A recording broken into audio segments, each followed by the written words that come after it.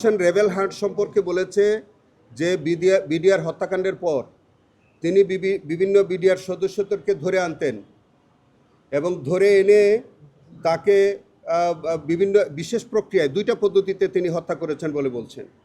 একটা প্রক্রিয়ার কথা তিনি বলেছেন যে ইনজেকশন পুশ করে হত্যা করেছে, আরেকটা হচ্ছে গুলি করে নদীতে ফেলে দিতেন। এই দুই প্রক্রিয়ায় প্রায় 10 থেকে 12 জন বিডিআর সদস্যকে ধরে ধরে এনে তিনি হত্যা করেছেন, এই কথা বলেছেন।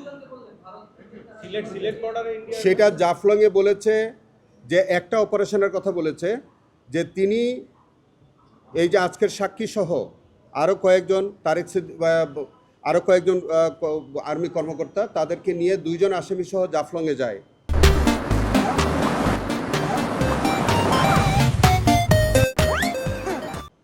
জাফলংয়ে যাওয়ার পরে ভারত থেকে সিভিল পোশাকে আরও 2 জন আসামিকে নিয়ে তারা আসে। ভারত থেকে যে 2 জন আসামি তাদেরকে সেই 2 জনকে হস্তান্তর করে, আর জিয়াউল হাসান যে 2 জনকে নিয়ে যায় সেই 2 জনকে ভারতের কাছে হস্তান্তর করে দেয়।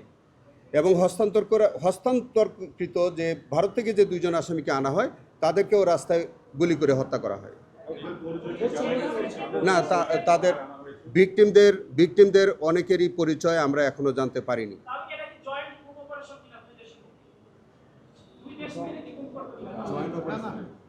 এইটা জয়েন্ট অপারেশন না, এইটা হতে পারে যে ভারতের যারাই আছে পারপেট্রেটর যারা আছে, জিয়াউল হাসানের অনুসারী কোনো ব্যক্তিবর্গ ওখানে থাকতে পারে, সেটি কোনো দলের লোক হতে পারে অথবা কোনো বাহিনীর মানুষ হতে পারে, অথবা তিনি যে মিশনটা সাকসেসফুল করতেন তার হয়তো যে নেটওয়ার্কটা সেই নেটওয়ার্কটা হয়তো ভারত পর্যন্ত থাকতে পারে। এবং সেই কারণে ভারত থেকে যে সিভিল পোশাকে যে 2 জন ব্যক্তিকে নিয়ে আসলো তারা কি ভারতের নাগরিক অথবা বাংলাদেশের নাগরিক সেটা কিন্তু আইডেন্টিফিকেশন সম্ভব হয়নি। তবে এইটুকুন সম্ভব যে আমাদের দেশ থেকে 2 জন বাংলাদেশি ভিকটিমকে তারা ভারতের কাছে হস্তান্তর করেছে এবং বোঝা গেল যে তার বাংলাদেশ এবং ভারত জুড়ে তার এই কিলিং মিশনটার নেটওয়ার্কটা ছিল বাংলাদেশ এবং ভারত জুড়ে, এবং তিনি সেই প্রক্রিয়ায় নানান প্রক্রিয়ায় তিনি হত্যাকাণ্ডটা সংগঠিত করতেন। সেখানে বলছে যে আস্ত সিমেন্টের বস্তা নিয়ে যাওয়া হতো, আসামিদেরকে নিয়ে যাওয়া হতো, একটা বস্তার সাথে একজন আসামিকে শোয়ানো হতো, সেই বস্তার উপরে সেটার উপরে আবার একটি বস্তা রাখা হতো, সেই বস্তাটার উপরে আবার আরেকজন আসামিকে রাখা হতো, সবগুলাকে একটা রশি দিয়ে বাঁধা হতো, প্রত্যেকের মাথার মধ্যে পিস্তল ঠেকিয়ে গুলি করা হতো।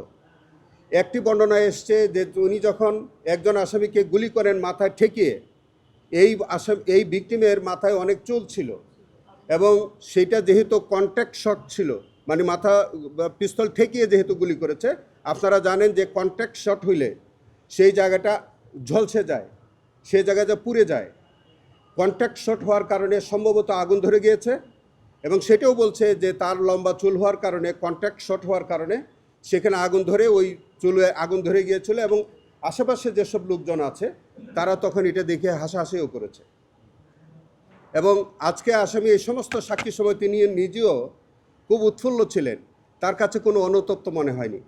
তিনি বেশ উপভোগ করছিলেন যে তার এই কুকর্মের যখন বর্ণনা সাক্ষী দিচ্ছিলেন, তারই রানার তিনি যখন এই সাক্ষীর সাক্ষ্য দিচ্ছিলেন তখন কাঠগড়া থেকে আসামি জিয়াউল হাসান বেশ উৎফুল্ল ভরে তিনি এগুলো উপভোগ করছিলেন, হাসছিলেন, কখনো কখনো দাঁড়াচ্ছিলেন। এই যে মানে তার যে উদ্ধত্তপূর্ণ যে আচরণ, তাতে মনে হয় যে তিনি কত নৃশংসভাবে এই মানুষগুলোকে তিনি খুন করতেন। এবং সাক্ষী এইটাও বলেছে যে বিভিন্ন ডাকাতির অপারেশনের নামে সাজানো নাটক দিয়ে মানুষগুলোকে তিনি খুন করেছেন। যে অপরাধটা হয় সেই অপরাধের তিনি কিছুটা অংশগ্রহণকারী, এক অর্থে কিছুটা অংশগ্রহণকারী। যেমন ধরেন এই সাক্ষী তিনি লাশ ফেলছেন, তার ঊর্ধ্বতন কর্মকর্তার নির্দেশে ফেললেও তিনি কিন্তু ওখানে অংশগ্রহণ করেছেন। কিন্তু আমরা তাকে সাক্ষী হিসেবে উপস্থাপন করেছি এই কারণে যে এই ঘটনাগুলো বর্ণনা করার জন্য আর কোনো প্রত্যক্ষদর্শী সাক্ষী আমাদের সামনে নাই। তো যখন কোনো প্রত্যক্ষদর্শী সাক্ষী থাকে না, তখন যাদের লঘু অপরাধ হয় কিন্তু তার পার্টিসিপেশন আছে, সেই লঘু আসামিটাকে আমরা তাকে আসামি না করে আমরা তাকে সাক্ষী করি এই অর্থে যাতে এই ঘটনার পুরো বর্ণনাটা পাওয়া যায়। যাতে এই মামলাটি প্রমাণের সহায়ক হয়। উনি একটা শব্দ ব্যবহার করেছেন, গলফ। গলফ শব্দটা এই গল্ফটা হচ্ছে আমরা যে গল্ফ খেলি, যেভাবে একটা বলকে মানে গর্তে ফেলা হয়, ঠিক এই অর্থে তারা মানে আলফা ধরেন আর্মিরা কিছু শব্দ ব্যবহার করে, আলফা, হ্যাঁ, টার্গেট, এরকম নানান তারা কিছু শব্দ ব্যবহার করে। এই গল্ফটাও কিন্তু ওই অর্থে আক্ষরিক অর্থে বা প্রতীকী অর্থে তারা ব্যবহার করেছে। গল্ফ অর্থ হলো যে তাকে একটা গর্তে ফেলে দিচ্ছে। কিন্তু আজকে যে সাক্ষ্য দিচ্ছে বা যেটুকুন দিয়েছে, এই ঘটনার প্রেক্ষিতে জিয়াউল হাসানের বিরুদ্ধে মামলা প্রমাণের জন্য যথেষ্ট সহায়ক, এবং আর কোনো সাক্ষী ছাড়াও কিন্তু জিয়াউল হাসানের বিরুদ্ধে অপরাধ প্রমাণিত হয়েছে বলে আমরা মনে করি। হেফাজতের ঘটনা বলছে, হেফাজতের ঘটনা গ্রেপ্তার দেখাবেন কিনা, এটা প্রশ্ন। ও সেটা আলাদা বলি, এটা আমি দেখি, এটা